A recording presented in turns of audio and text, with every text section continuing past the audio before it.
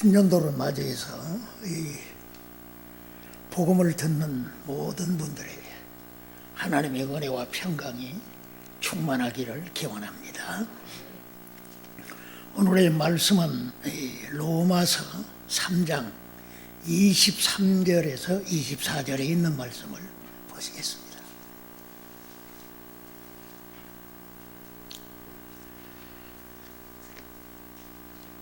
모든 사람이 죄를 범하였으며 하나님의 영광에 이르지 못하더니 그리스도 예수 안에 있는 구속으로 말미암아 하나님의 은혜로 값없이 의롭다 심을 얻은 자 되었느니라. 아멘. 사도 바울은 이 로마서를 통해서 우리의 구원의 필요성을 말씀하고 그 구원의 길은 오직 복음을 믿음에 있다 하는 이 진리를 가르쳐주고 있습니다. 특별히 3장에 와서 우리가 이 성경 전체를 아우를 수 있는 아주 중요한 복음의 말씀을 주고 있는데 오늘 그 말씀이 로마서 3장 23절에서 24절에 있는 말씀입니다. 우리는 이 구원이 절대적으로 필요합니다. 그 이유는 오늘 사도가 말씀한 대로 모든 사람이 죄를 범하였으며 하나님의 영광을 빼앗겼기 때문이다 하는 겁니다. 아담처럼 언약을 어기고 그로 인해서 에덴에서 추방을 당하고 또한 가인은 범죄함으로 말미암아 하나님의 얼굴을 뵙지 못하고 유리방황하는 자가 되어졌습니다. 그것은 바로 아담처럼 가인처럼 우리 또한 그러한 상황에 처해 있다 하는 것입니다. 에덴에서 추방당한 아담은 그의 환경이 180도로 달라졌습니다.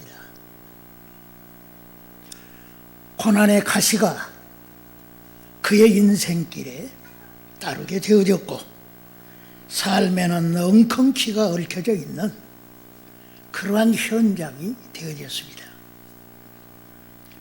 그것은 또한 아담의 후예인 우리들에게 마찬가지인 것입니다. 그 원인이 어디 있느냐? 사도는 분명하게 말하길 모든 사람이 죄를 범했기 때문이라 하는 것입니다.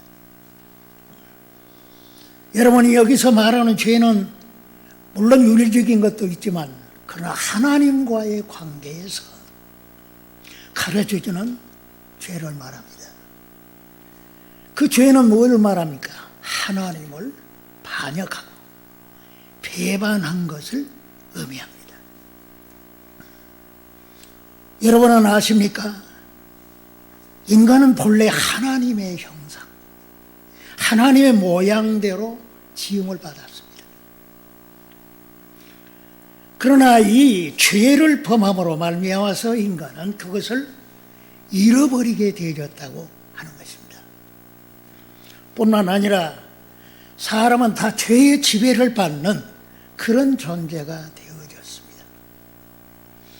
게다가 사람은 마음에 하나님 두기를 싫어합니다. 하나님을 외면할 뿐만 아니라 마음에 하나님을 모시기를 싫어한다 하는 것입니다. 거기에 따른 죄악성은 로마서 1장에서 우리가 충분하게 살펴보았습니다.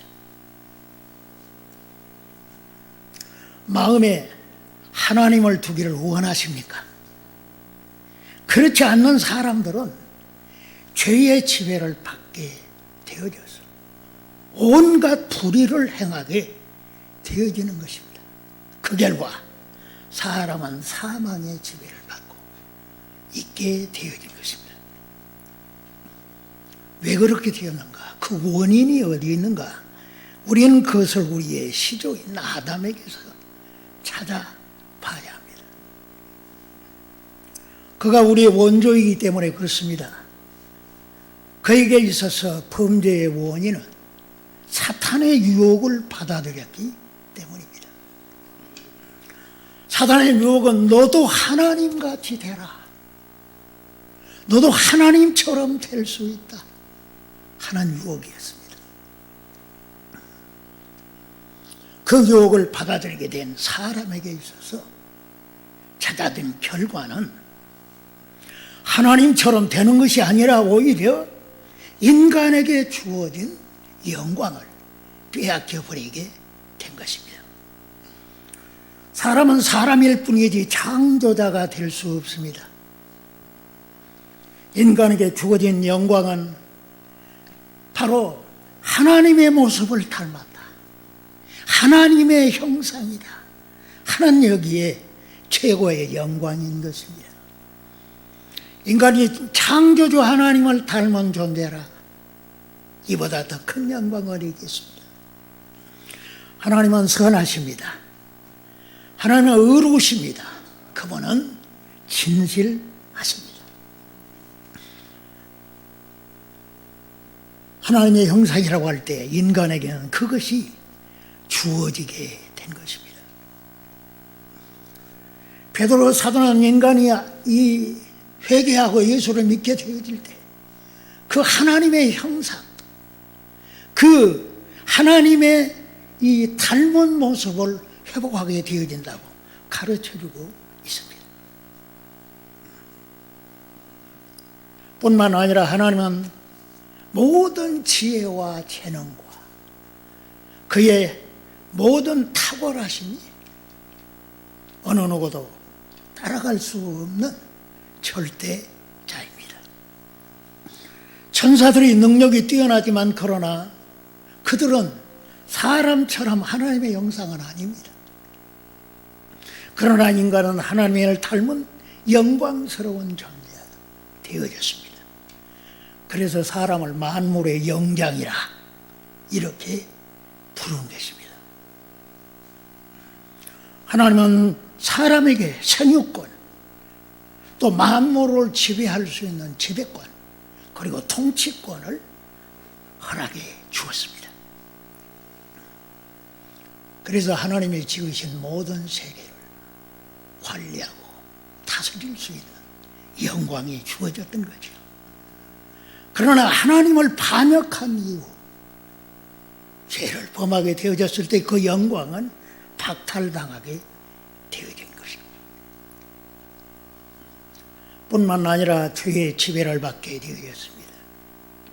죄의 지배를 받는 자들의 특성은 하나님을 싫어하고 회피함에 있습니다. 우리는 창세기 3장에서 아담이 범죄했을 때 바로 하나님을 피해버린 하나님의 얼굴을 구하지 않고 오히려 그 하나님이 나타나게 되어졌을 때 회피해버렸던 것을 볼 수가 있습니다. 그러한 특성은 아담의 후예들에게 그렇게 나타나고 있습니다. 하나님의 얼굴을 구하지 않습니다. 오히려 도망쳐버리게 되어집니다. 오늘 우리가 어떠합니까? 하나님의 얼굴을 구합니다. 하나님을 만나기를 원하고 하나님과 함께 살기를 원하고 하나님과 교통하는 데서 누리는 그러한 축복을 압니까? 하나님을 등져버리는 사람들에게 있어서는 그것이 박탈당하게 되어진 것입니다. 부패하고 타락한 사람은 사망의 지배를 받고 살아갑니다. 그래서 모든 살인간이 아무리 위대하고 뛰어난 것 같아도 죽음 앞에서는 다 패배자가 되어버리게 되는 것입니다. 이것이 바로 모든 사람이 죄를 범하였으며 하나님의 영광에 떠나버렸다, 박탈당했다 하는 의미입니다. 더 심각한 것은 영적인 사망입니다. 죄와 허물로 죽은 사람은 죄성을 따라 살아가고 마귀의 이끌림을 받는 삶을 살아가고 있는 것입니다. 사람은 그것을 알지 못하고 살아가지만 그것이 바로 가장 심각한 문제인 것입니다. 오늘 사도는 이러한 인간을 향해 하나님의 사랑이 얼마나 큰 것인가, 하나님께서 그러한 우리들을 향해서 행하신 일이 얼마나 큰 것인가를 가르쳐 주고자 하는 것입니다. 하나님은 사랑이십니다. 긍휼이 많으십니다.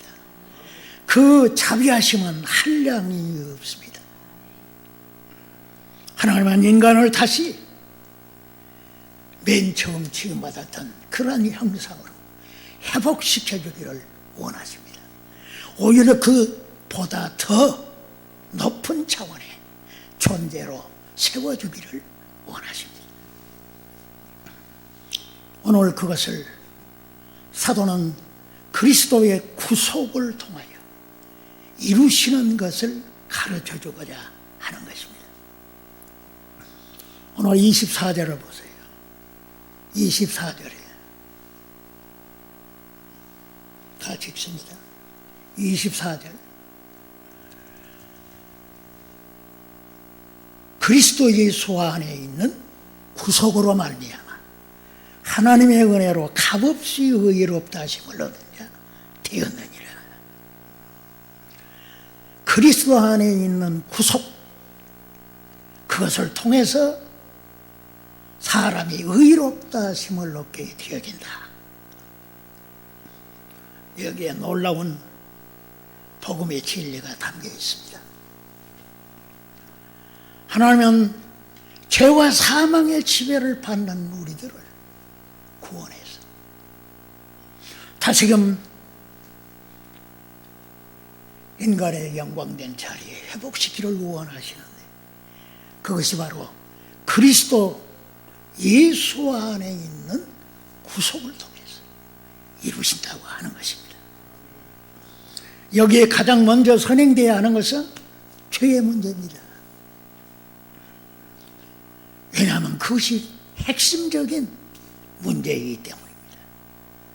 또한 그것은 인간이 해결할 수 없는 그러한 영역에 있기 때문에 그렇습니다.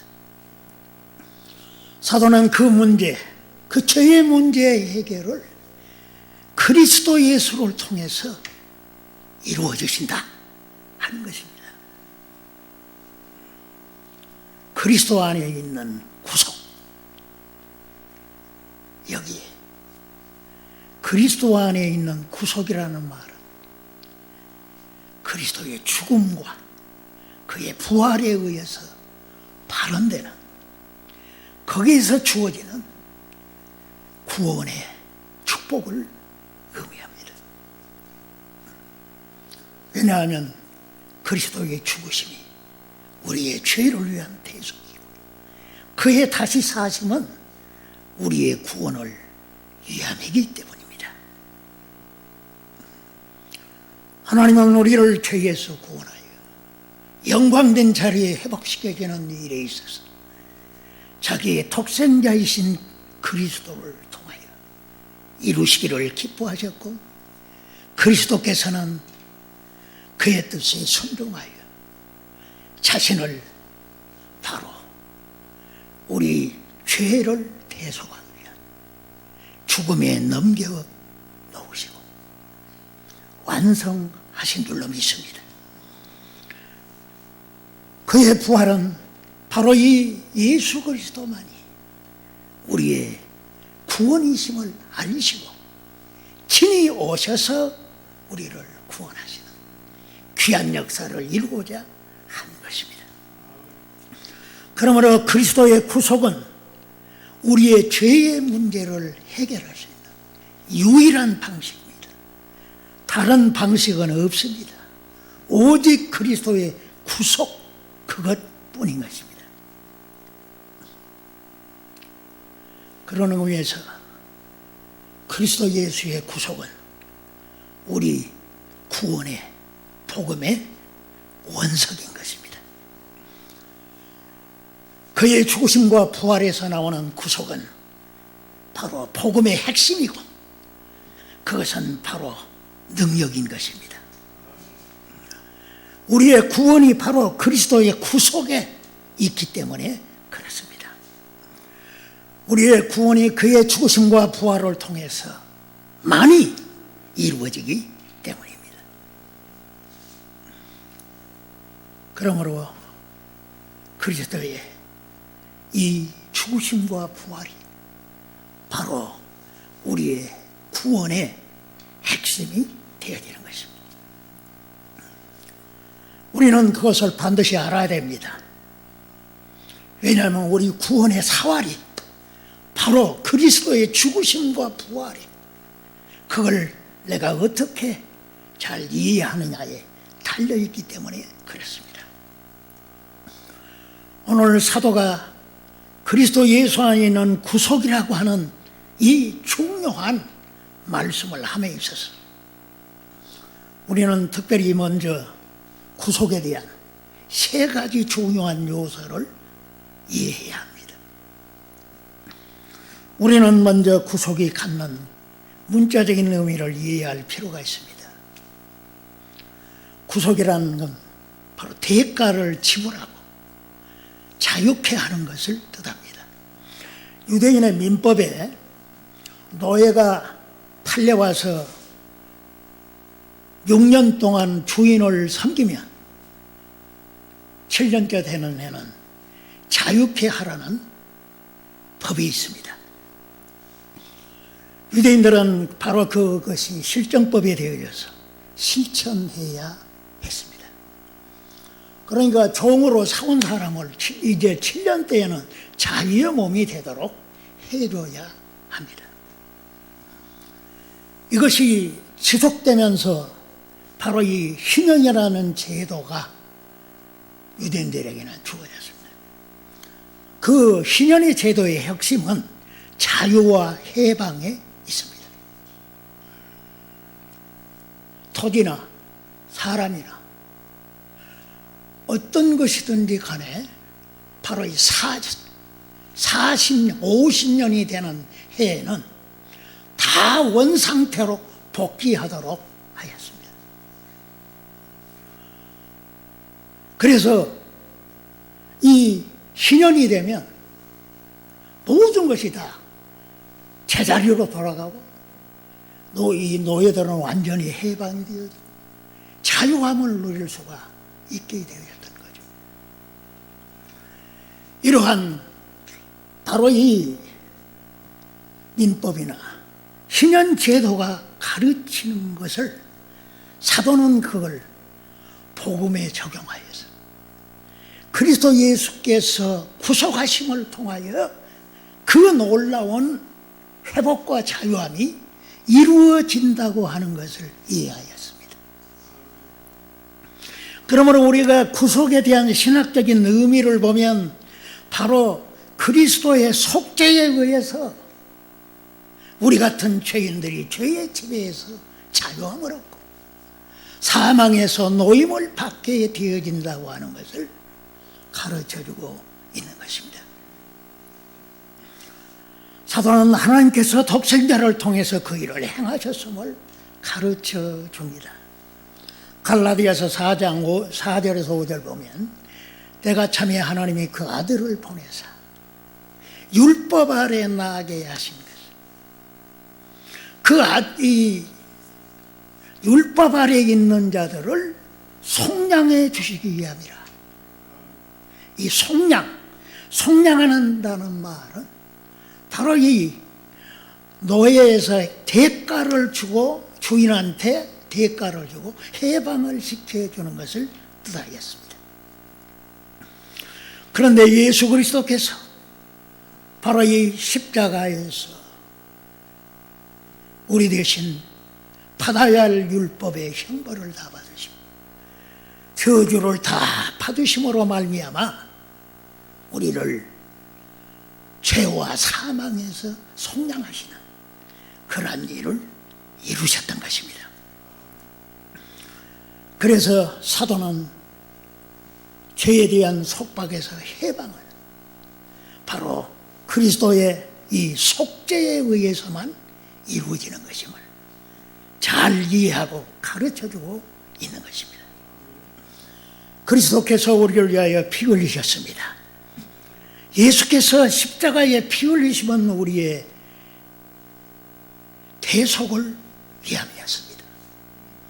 대신 속죄 제사를 친히 자기 몸을 드리게 되어진 것입니다. 그러므로 그리스도의 피 흘리심과 죽으심은 바로 우리를 죄로부터 구속하시는 귀한 역사를 이루기 위함이었다 하는 것입니다. 그래서 우리는 그의 죽으심과 피값이 얼마나 우리에게 구원을 위해서 결정적이고 유일한 것임을 알아야 되는 것입니다. 주께서 오시면 확실히 그것을 증거하실 것이라고 사도는 가르쳐주고 있습니다. 그가 모든 사람을 위하여 자신을 속죄로 주셨으니 기약이 이르면 증거할 것이다. 기약이 이르면 증거할 것이다. 오늘날 신실한 주의 종들은 바로 이 그리스도 안에 이루어지는 구속에 대한 복음을 전파하고 있는 것입니다. 그의 죽으심과 부활을 통하여 이루어서만이 우리의 구원이 이루어지기 때문에 그런 것입니다.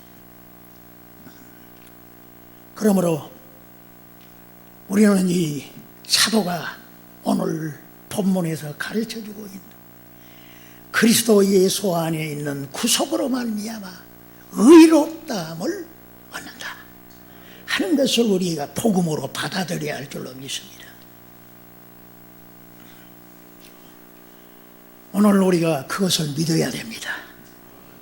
그것을 구원의 복음으로 우리가 믿어야 되는 것입니다. 그리스도를 믿으면 필수적인 것입니다. 그 믿음은 막연한 것이 아니고 이론적인 것이 아니고 아주 실제적이고 인격적인 것입니다. 우리가 예수 그리스도와 그의 복음을 전인격적으로 믿어야 합니다. 우리가 전인적으로 믿는다고 할 때 세 가지 요소가 반드시 동반되어야 온전한 믿음이 되어집니다. 우리가 그것을 지적으로 그리스도의 구속을 오늘 그리스도 예수 안에서 이루어지는 구속을 통하여 내가 구원받는다. 이 진리를 우리가 알아야 되는 것입니다. 복음을 알자, 힘써서 알자. 복음에 대한 이해는 우리에게 구원을 위하여 필수적인 것입니다. 우리가 머리로만 알 때 아니라 마음으로 인격적으로 알아야 되는 것입니다. 또한 우리는 그 복음을 기뻐해야 됩니다. 그것을 거부하거나 부정하지 않고 그것을 기쁨으로 우리가 인정하고 받아들일 수 있어야 될 줄로 믿습니다. 오늘도 예수 믿는 사람은 그리스도의 십자가에 자기의 놀라운 소망이 있고 기쁨이 있는 것을 의심치 않습니다. 십자가를 생각할 때 감격이 있고 감사가 있고 찬송이 있는 것은 예수 그리스도의 죽으심이 바로 나에게 어떤 관계를 갖게 되는 것을 잘 알기 때문에 그런 것입니다. 우리는 그리스도를 기뻐해야 될 줄 믿습니다. 예수를 기뻐하고 그의 복음을 우리가 즐길 때 우리는 구원의 축복을 누릴 수가 있습니다. 그러나 그보다도 더 중요한 것은 바로 그리스도와 그의 복음을 우리가 받아들이는 것입니다. 의지적으로 그리스도를 영접하는 것입니다. 예수를 나의 구주로 내가 모실 수 있어야 하는 것입니다. 예수의 십자가가 나에게 주는 의미를 이해할 뿐만 아니라 그 예수를 내가 기뻐하고 그를 내 구주로 마음에 받아들여야 되는 것입니다. 이 모든 것이 동반될 때 그것이 참 믿음이라고 할 수가 있습니다. 우리는 그렇게 전인적으로 복음을 믿을 때 바로 그 복음의 능력이 내 안에 역사하는 것을 경험합니다. 복음은 믿는 자들에게 구원을 주시는 하나님의 능력이라고 하였습니다. 저는 이것을 그렇게 복음의 핵이라 그렇게 표현하기를 즐거워합니다. 그 복음의 핵이 폭발할 수 있는 것은 믿음입니다. 내가 그 복음을 내가 전인적으로 믿게 될 때 그 복음의 능력이 나에게 역사하게 되어지는 것입니다. 그러나 우리가 그 복음을 그렇게 인격적으로 받아들인다고 해서 다 된 것은 아닙니다. 남아있는 것이 하나 있습니다. 그것은 바로 우리에게 회개와 신앙 고백이 있어야 한다 하는 것입니다. 그런 의미에서 사도는 사람이 마음으로 믿어 의에 이르고 입으로 시인하여 구원에 이른다고 하였습니다. 베드로는 자기 설교를 듣는 회중들이 형제들아 내가 우리가 어찌하노 통회하게 되어졌을 때 그들을 향하여 담대히 말하기를 너희가 회개하고 각각 예수 그리스도의 이름으로 세례를 받으라. 회개하라고 하셨습니다. 기독교만이 회개가 있습니다. 회개하는 자는 구원의 길로 들어갈 수가 있습니다. 왜냐하면 회개의 진정한 의미는 그리스도에게로 돌아서는 것을 의미하기 때문에 그렇습니다. 나의 주장과 나의 의지대로 내 방식대로 살던 내가 내 자신을 포기하고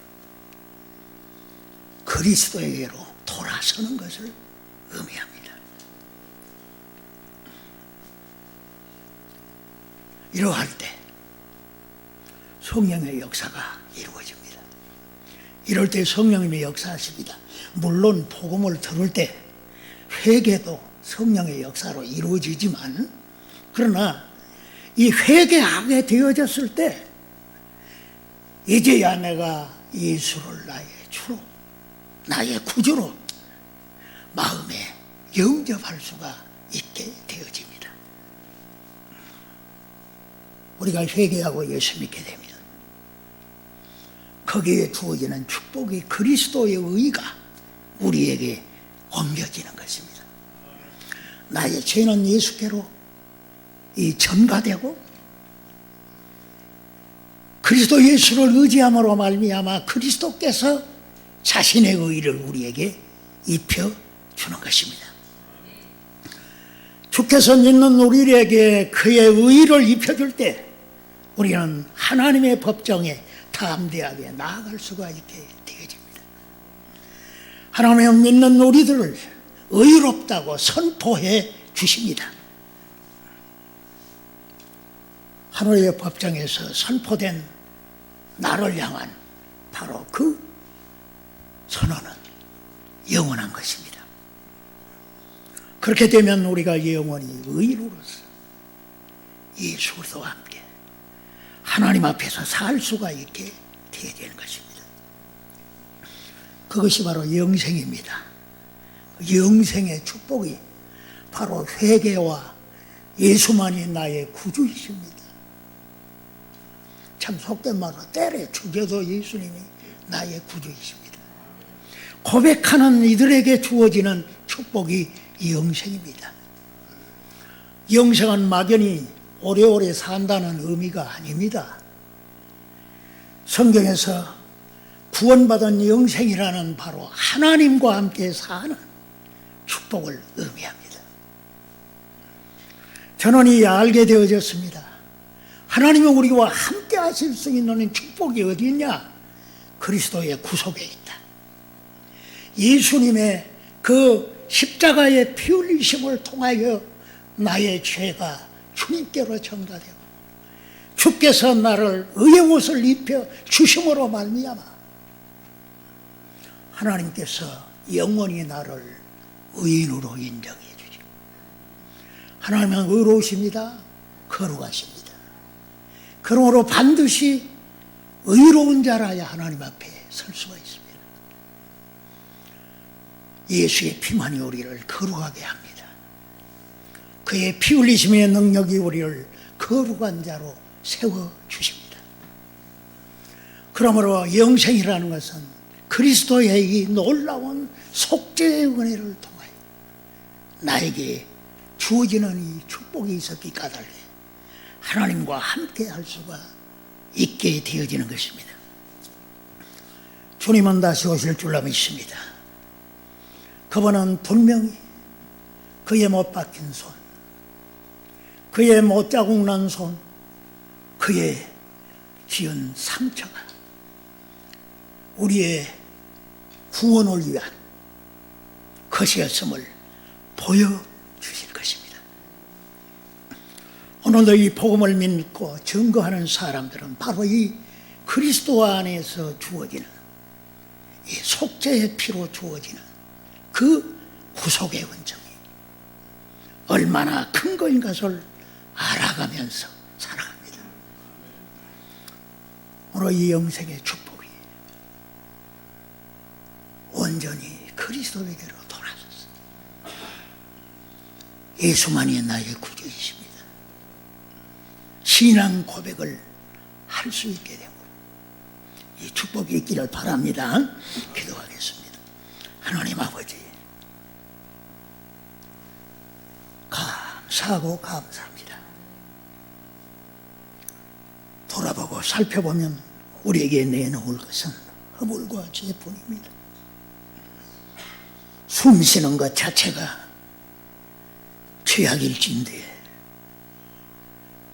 사망에서 해방받기는 전혀 불가능한 저희들 아버지께서는 버리지 아니하시고 구원해 주시기 위하여 아버지 독생자를 십자가에서 우리의 대속제물로 내오시고 그 피값으로 우리가 죄사함받고 영생을 누릴 수 있는 귀한 복음을 주신 것을 감사합니다.